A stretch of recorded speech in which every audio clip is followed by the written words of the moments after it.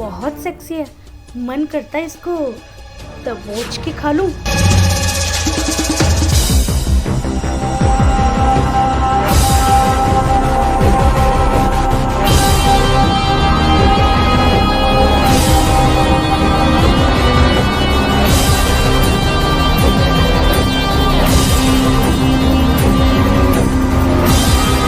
देखो इस महारानी को, हमारा सुख चैन छीन के कैसे सो रही है।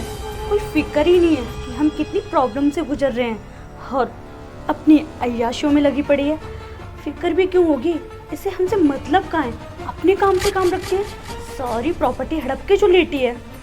क्या करूं, लेकिन कुछ तो दिमाग मेरे अंदर भी है और मेरे उस बुद्धूपति में अच्छा दिमाग लगाया और अब इस दिमाग का पूरा फायदा उठाऊंगी। और मन तो करता है इसे अभी धक्के मार के घर से बाहर निकाल दूं, लेकिन नहीं निकाल सकती। घर की बाहर की पूरी प्रॉपर्टी इसके नाम है। भैया जाते जाते भी सारी प्रॉपर्टी इसके नाम कर गए। इससे कुछ पैसे क्या मांग लो, ऐसे रोप दिखाती है जैसे यही मालकिन हो। भूल जाती है कि मैं भी इस घर की छोटी बहू हूँ। लेकिन इसे क्या, इसे तो अपने आप से मतलब होता है। सारे पैसे हड़प के बैठी है। अब जो करने आई हूँ वही करती हूँ। दिखने में तो बहुत सेक्सी है, मन करता है इसको दबोच के खा लूं।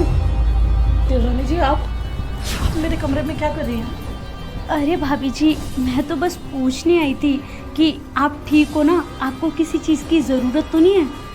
अरे मुझे कोई चीज़ की ज़रूरत होगी तो मैं खुद भी ले सकती हूँ ना, तुम्हें आने की क्या ज़रूरत थी? बस पूछने आ गई थी आपके हाल चाल। क्या पता आपको किसी चीज़ की ज़रूरत हो, आप बताना नहीं चाहती हो। ऐसी कोई बात नहीं है देवरानी जी। पिछले 3 साल से आप इस घर में रह रही हैं, आज तक तो मेरी खातिरदारी कभी नहीं की।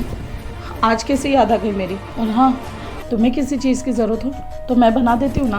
अरे जेठानी जी, आपको बनाने की कोई ज़रूरत नहीं है, मैं खुद आई हूँ ना आपका मूड बनाने। पता है जेठानी जी मुझे कि भैया को गुजरे हुए 2 साल हो गए और 2 साल से आपकी जवानी पे किसी का हाथ नहीं फिरा है। आपका भी मन करता होगा ना वो सब करने का जो मैं और आपके देवर जी करते हैं। कभी कभी तो मन करता होगा ना, लेकिन एक विधवा औरत से कौन ही प्यार करता है। लेकिन टेंशन मत लीजिए, मैं हूँ ना, आपको पूरा प्यार भी दूंगी, पूरा सुख भी दूंगी और साथ के साथ पूरे मजे भी दूंगी। बस करो देवरानी जी, कैसी बहकी बहकी बातें कर रही हो? तुम्हें शर्म नहीं आती है क्या? मैं तुम्हारी जेठानी हूँ, तुमसे उम्र में कितनी बड़ी हूँ, कम से कम इसका तो लिहाज करो। और तुम भूल गई हो क्या, मैं विधवा औरत हूँ। विधवा के दिमाग में इतनी गंदी तो बातें ना डालो। अरे शर्म करो, तुम देवरानी हो मेरी, कितनी छोटी हो मुझसे। अरे मेरे देवर की पत्नी हो तुम। अरे हम मियाँ बीबी तो तुम्हें बच्चे की तरह मानते हैं और तुम मेरे साथ छी। क्या चाहिए तुम्हें? अरे जेठानी जी, जो चाहिए मुझे वही तो लेने आई हूँ और जो आपको चाहिए वही तो देने आई हूँ। बस एक बार मुझे देखिए तो मेरा फिगर भी सेक्सी है और आप भी सेक्सी हो। जब 2 सेक्सी लोगों की जवानी आपस में टकराएगी तो उसमें चिंगारी तो लगेगी ना। बस एक बार देखिए तो पूरा मज़ा आएगा आपको। बस करो देवरानी जी, बस करो। अरे तुम मेरी छोटी बहन जैसी हो, मैं कभी सोच भी नहीं सकती थी। अरे मैं तुम्हारे बारे में क्या, मैं किसी और के बारे में भी नहीं सोच सकती। अरे शर्म करो, अगर तुम्हारे पति ने ये बातें सुन ली तो वो क्या बोलेगा? अरे मेरे पति को पता थोड़ी ना चलेगा, और छोटी बहन जैसी हूँ ना, बहन तो नहीं हूँ। क्या होता है, कभी लड़की लड़की में प्यार नहीं हो सकता क्या? क्यों, आपको मैं मज़े नहीं दे पाऊँगी? बस एक बार ट्राई तो करो। ट्राई करने में क्या दिक्कत है आपको? तुम्हें शायद गलत फहमी हो रही है, मुझे किसी के प्यार की कोई ज़रूरत नहीं है। मेरे पति की यादें बहुत है मेरे लिए जीने के लिए। अरे मैं तो तुम लोगों को देख देख कर जी रही हूँ, कम से कम मरते दम तक तो मुझे ठीक से जीने दो। अरे जेठानी जी, कितना बक बक बक करते हो। अब जो काम करने आई हूँ वो तो मैं करके रहूँगी। मेरा मन कर रहा है और वो चीज़ मुझे चाहिए तो चाहिए। अब मुझे कोई भी नहीं रोक सकता। बस करो देवरानी जी, एक औरत हो तुम और एक औरत की इज्जत नहीं करना जानती।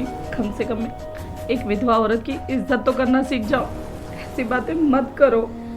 अरे जेठानी जी, अब ये नाटक करना बंद करो। अब मुझे जो करना है वो करने दो। आओ मेरी बाहों में, पूरा मजा दूंगी आपको। छोटी भाभी क्यों चिल्ला रही हो इतना? मैं चिल्ला रही हूँ? तुम्हें आंखों से दिखाई देना बंद हो गया है या सुनाई देना बंद हो गया है? अरे तुम्हें दिख नहीं रहा तुम्हारी बीवी मेरे साथ कितनी गंदी बातें कर रही थी? अरे क्या कर रही है क्या? अरे सही कर रही है। और वैसे भी हम देख रहे हैं कि जब से भैया इस दुनिया को छोड़ के गए ना, आप हमारे साथ नौकरों जैसा व्यवहार कर रही हो। हमें ये घर अपना लगता ही नहीं है, हम इस घर के नौकर लग रहे हैं, नौकर। उस दिन भी हमने सिर्फ आपसे पैसे मांगे थे। हमें ऐसा फील हुआ कि जैसे हमने आपसे ये प्रॉपर्टी मांग ली है। और इतना ही नहीं जेठानी जी, आपका दिन के दिन रवैया देखो कैसे बदलता जा रहा है। आपसे कुछ भी कहो आप सीधे मुंह बात ही नहीं करते हो। माना कि भैया सारी प्रॉपर्टी आपके नाम कर गए हैं, तो इसका मतलब ये नहीं है ना कि हम दोनों को नौकर समझो। आपने ना हमें नौकर बना के रख दिया है। आपसे कुछ भी मांगो तो अजीब सा बिहेव करते हो। क्यों चाहिए, क्या करोगे? दिन के दिन खर्चे बढ़ते जा रहे हैं। आप खुद बताइए, ये नहीं करते तो क्या करते? अब आपके सामने भीख मांगते रहे क्या? शायद आप भूल रहे हो बड़े भैया के छोटे भाई हैं, और जितना उनका अधिकार है इस घर पे उतना ही इनका भी है। तो हमने कुछ बुरा नहीं किया, हमारा अधिकार हम वापस लेके रहेंगे। वही मैं सोचूं अब तक ये प्रॉपर्टी की बात क्यों नहीं आई। अरे मैंने तो तुम लोगों की बातें सुबह ही सुन ली थी। जो तुम लोग गंदी गंदी बातें कर रहे थे ना, जो दिमाग में चल रहा था तुम लोगों के कि मुझे ब्लैकमेल करके घर से निकाल दोगे, तो सब कुछ मैंने मेरे कानों से सुन लिया है।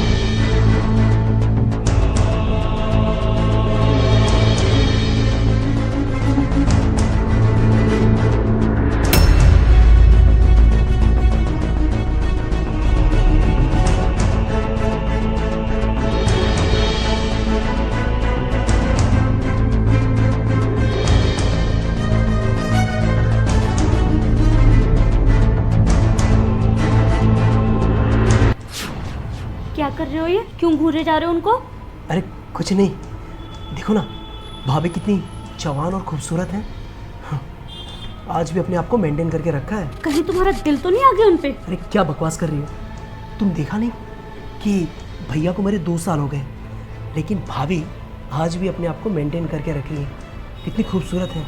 ये चाहे ना तो मोहल्ले में किसी भी लड़के के साथ अफेयर चला सकती है, लेकिन इन्होंने ऐसा किया नहीं है।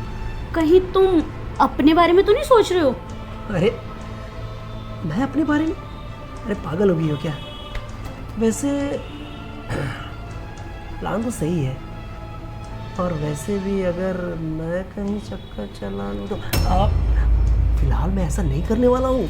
तुम खामखा टेंशन ले रही हो। मैं कुछ और सोच रहा हूँ। देखो मैं सोच रहा हूँ क्यों ना भाभी के साथ मेरी जगह पे तुम चक्कर चला लो। अरे पागल वागल हो गए हो क्या? कुछ भी बोले जा रहे हो। लड़की भला दूसरी लड़की के साथ कैसे चक्कर चलाएगी? ये सब गलत है, समझे? कुछ नहीं गलत है। देखो अगर मैं भाभी के साथ चक्कर चलाया, ठीक है, और बाहर वालों को पता चल गया कि मैं भाभी के साथ चक्कर चलाया, तो बाहर बदनामी, थू थू, ये सब होने लगेगा। लेकिन अगर तुमने भाभी के साथ चक्कर चलाया तो एक औरत दूसरी औरत के ऊपर शक भी नहीं कर सकती। और तुमने फॉरेन में नहीं देखा ये लेस्बियन वाला पिक्चर? उसमें क्या होता है, एक औरत ही दूसरी औरत से प्यार करती है। जो सुख एक मर्द नहीं दे सकता वो एक औरत दूसरी औरत से लेती है। तो बस तुम्हें यही करना है, और तुम चिंता मत करो। जब तुम भाभी के साथ ये सब करोगी ना, तो मैं चुपके से उसका वीडियो बना लूँगा। और हाँ, इस वीडियो से हम भाभी को ब्लैकमेल करेंगे और ये प्रॉपर्टी सब अपने नाम पे कर लेंगे। क्यों? दिमाग तो बहुत अच्छा लगा है। चलो कम से कम तुम्हारा दिमाग तो खुला, वरना हमेशा घुटनों में पड़ा रहता है। लेकिन करेंगे कैसे ये सब? अगर उन्हें शक हो गया और कोई प्रॉब्लम हो गई तो सारे प्लान पे ना पानी फिर जाएगा। कुछ पानी नहीं फिरेगा। अरे उसके लिए मैं हूँ ना, मैं बताऊँगा। बस तुम्हें खाली जैसे जैसे बोल रहा हूँ वैसे वैसे करो। सुनो, भाभी के कमरे में जाओ, भाभी से प्यार करो, बाकी मैं सब संभाल लूँगा। क्या लगता है भाभी मानेंगी? क्योंकि भाभी भैया से बहुत प्यार करती थी, उनके अलावा किसी के बारे में सोचती तक नहीं। तो ऐसे प्लान में वो क्यों साथ देंगी हमारा? अरे वो तुम्हें लगता है? सोचो, भैया को 2 साल हो गए हैं। अरे भाभी के अंदर कितनी ख्वाहिशें दबी पड़ी हैं। उनका भी कभी कभी मन करता है कि कुछ ना कुछ किया जाए। बेचारी बोल नहीं पा रही है, और इसी का फ़ायदा तो हमें उठाना है। बस जैसा जैसा बोल रहा हूँ वैसे वैसे करो, बाकी तुम मुझ पे छोड़ दो। इतना ज़्यादा दिमाग मत लगाओ, उसके लिए मैं बैठा हूँ। ठीक है, मैं जाती हूँ भाभी के रूम में और मैं सब वो करती हूँ जो तुमने कहा है। और हाँ, बस देख लेना कोई गड़बड़ ना हो, और गड़बड़ हुई ना तो मैं छोड़ूंगी नहीं। हाँ बाबा, अब जाओ, बाकी सब मुझ पे छोड़ दो। ओ मेरे प्यारे भतीजे, जाती हूँ। ये हुई ना बात। अब देखना, भाभी बहुत दुख दिया है। हाँ, क्या बोल रही थी? गलती से पैसे मांग लिए थे, तो बोलती है पैसे बड़ी मेहनत से आते हैं। हाँ, कमाना सीखो, उसके बाद पैसे की कीमत समझोगे। अरे तो मैं क्या भीख मांग रहा था? इस प्रॉपर्टी में मेरे भी हिस्से हैं। हाँ, मेरा भी अधिकार है, बस अपना अधिकार ही तो मांग रहा था। मेरे भाई भी ना सारी प्रॉपर्टी इसके नाम पे करके जब से चला गया है, तब से अपने आप को बहुत कुछ महारानी समझने लगी है। बहुत दिन से ढूंढ रहा था कि कुछ ना कुछ करना पड़ेगा, और वो मौका आज आ गया। फिर देखना कैसे ये प्रॉपर्टी मैं अपने नाम पे करूँगा और उस भाभी को धक्के मार के बाहर कर दूँगा। यही तो सोचना पड़ेगा। शर्म करो तुम दोनों, मियाँ बीवी होकर अपनी बड़ी बहन जैसी औरत के साथ घटिया प्लानिंग करते हो।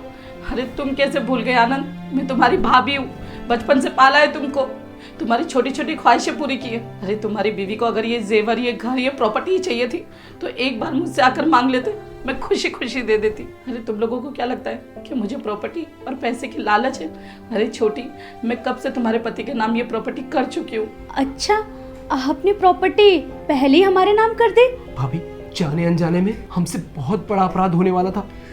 हम लालच में आ गए थे। हमने सोचा कि ये प्रॉपर्टी अपने नाम पे करके आपको धक्के मार के इस घर से बाहर निकाल देंगे, लेकिन आज पता चला। भाभी, हमें माफ कर दो, हमसे बहुत बड़ी गलती हो गई है। हाँ भाभी, हमें माफ़ कर दीजिए, हमने बहुत गलत किया है आपके साथ। भैया के जाने के बाद हमें आपका ध्यान रखना चाहिए था, लेकिन हमने क्या किया, आपको इस घर से भगाने की प्लानिंग की। भाभी, मानती हूँ कि ये गलती माफ़ी के लायक नहीं है, लेकिन आप माफ़ कर दीजिए। आपने मेरे और आनंद जी के बीच कभी भेदभाव नहीं किया। जितना आनंद जी को प्यार दिया उतना ही मुझे दिया, और मैंने क्या किया, आपको ही नागिन समझ लिया। प्लीज़ भाभी, हमें माफ़ कर दीजिए, अपनी छोटी बहन समझ के माफ़ कर दीजिए। छोटी और आनंद, तुम्हारे भैया के जाने के बाद मैं तो तुम दोनों को ही देखकर जी रही थी। अरे अगर वो जिंदा होते ना, ये सारी हरकतें देखकर, तो सचमुच जीते जी मर जाते। खैर छोड़ो, बड़ों का तो कर्तव्य ही होता है छोटों की गलतियां माफ करना, इसलिए मुझे भी माफ करना ही पड़ेगा। जाओ तुम लोग अपने कमरे में आराम करो और मुझे अकेला छोड़ दो। ठीक है भाभी, हम जा रहे हैं।